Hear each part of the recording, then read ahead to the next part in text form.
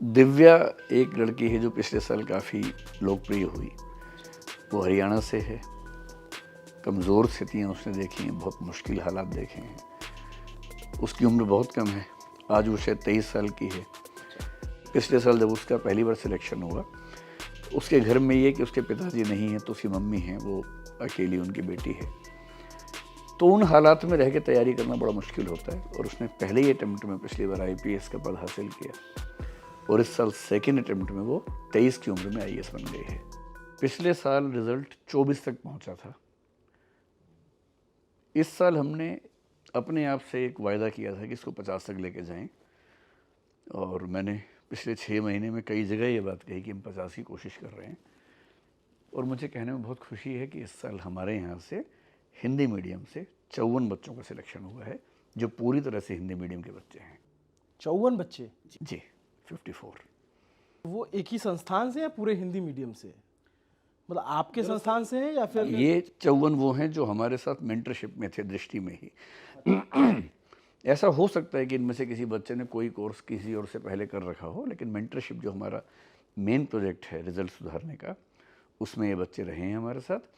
और 2-3 को छोड़ दूँ इनमें से, तो बाकी सब वो हैं जो 24x7 यानी कि रात दिन हमारे साथ रह के मेहनत करने वाले बच्चे हैं। और हमने पिछले 1 साल में इनके साथ, मतलब जितनी मेहनत उन बच्चों ने की उतनी हमारी टीम ने भी मेहनत की साथ में। ये वो बच्चे हैं। मेरे ख्याल से हिंदी माध्यम में अगर होंगे तो शायद 2-4 लोग और होंगे जो हमारे यहाँ नहीं रहे होंगे। तो अगर 54 यहाँ से हैं तो आप मान सकते हैं कि 55 से 60 के बीच में कुल रिजल्ट हिंदी माध्यम का इस साल रहा होगा। तब तो आज तो खूब मिठाई चली होगी। आज तो जितनी मिठाई मैं साल में खाता हूँ उतनी एक दिन में खा ली।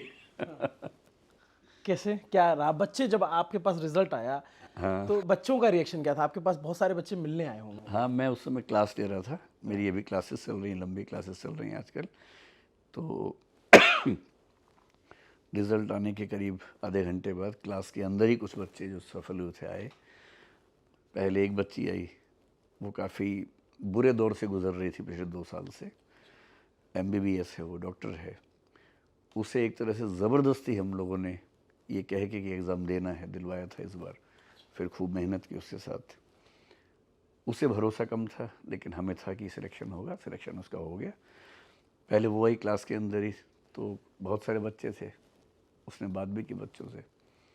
फिर 5-6 बच्चे वहाँ आसपास थे तो वो सब आ गए, वो सब भी क्लास के अंदर आए। क्लास में बहुत सारे बच्चे से, उन सबसे बात की। फिर मैंने क्लास थोड़ा जल्दी छोड़ दी। फिर अपने ऑफिस आया तो यहाँ भी 8-10 बच्चे आए मिलने के लिए। कई बच्चे दिल्ली के बाहर हैं, अब वो अगले 2-4 दिन में आएंगे, मिलेंगे सब बच्चे। तो आज पूरे कोचिंग में खूब मिठाइयाँ आ रही हैं, बच्चे खुश हैं।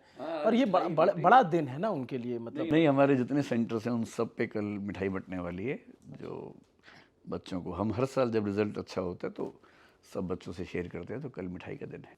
अच्छा, तो सर जैसे जब आप कईयों से 1 to 1 भी मिले होंगे, आपको पता होगा कि कई बहुत वैसे बैकग्राउंड से भी आते होंगे जो बहुत संपन्न नहीं रहे होंगे। छोटे छोटे कमरों में, दिल्ली का ये मुखर्जी नगर है या फिर करोल बाग है, इन सब जगहों पे जहाँ तैयारी करते हैं। तो अभी आप जब उनसे बात कर रहे होंगे तो उनकी आप मनोदशा को समझ पा रहे होंगे। कोई ऐसा बच्चा जिसको आपको लगता है कि ये बहुत स्पेशल बच्चा था? मतलब दिव्या एक लड़की है जो पिछले साल काफ़ी लोकप्रिय हुई। वो हरियाणा से है। कमज़ोर स्थितियाँ उसने देखी हैं, बहुत मुश्किल हालात देखे हैं। उसकी उम्र बहुत कम है, आज वो शायद 23 साल की है। पिछले साल जब उसका पहली बार सिलेक्शन हुआ, उसके घर में ये कि उसके पिताजी नहीं हैं तो उसकी मम्मी हैं, वो अकेली उनकी बेटी है। तो उन हालात में रह के तैयारी करना बड़ा मुश्किल होता है और उसने पहले ही अटेम्प्ट में पिछली बार IPS का पद हासिल किया और इस साल सेकेंड अटेम्प्ट में वो 23 की उम्र में IAS बन गई है। जिसका मतलब है कि शायद आज से 35 साल बाद देश की कैबिनेट सेक्रेटरी या किसी राज्य की चीफ सेक्रेटरी वो होगी, अगर उसका मतलब वर्क अपने हिसाब से ठीक रहता है। तो ऐसे बच्चे जो इतने स्ट्रगल के बैकग्राउंड से आते हैं, जब वो सफल होते हैं तो देख के अच्छा लगता है।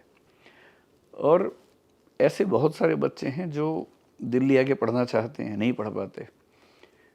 2 साल पहले कोविड के दौर में हमने एक स्कीम शुरू की थी हिंदी माध्यम की स्थिति बेहतर करने के लिए। अस्मिता उसको हम कहते हैं।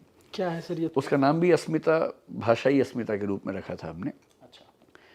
पूरे भारत के हिंदी माध्यम के वो बच्चे जो कम से कम एक बार प्रीलिम्स निकाल चुके हैं IAS का, या स्टेट पीसीएस का, वो एलिजिबल होते हैं।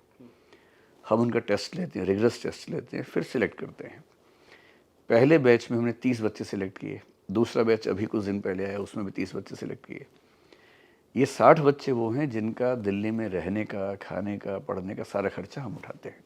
कहीं से भी हो सकते हैं? कहीं से भी हो सकते हैं, उनकी सारी क्लासेस फ्री होती हैं, उनकी मेंटरशिप फ्री होती है।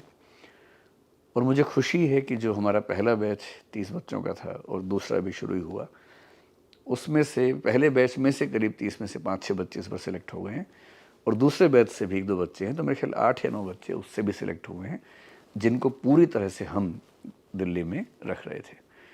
और आज के रिज़ल्ट के बाद हमें उम्मीद है कि ये योजना बड़ी कारगर होगी और हम संख्या बढ़ाएंगे।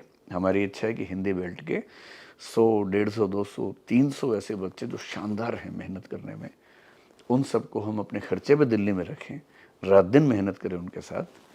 इस साल 54 है और मैंने अपनी टीम को टारगेट दिया है कि अगले साल कम से कम 75 और हो सके तो 100 सिलेक्शन हिंदी माध्यम से होने चाहिए।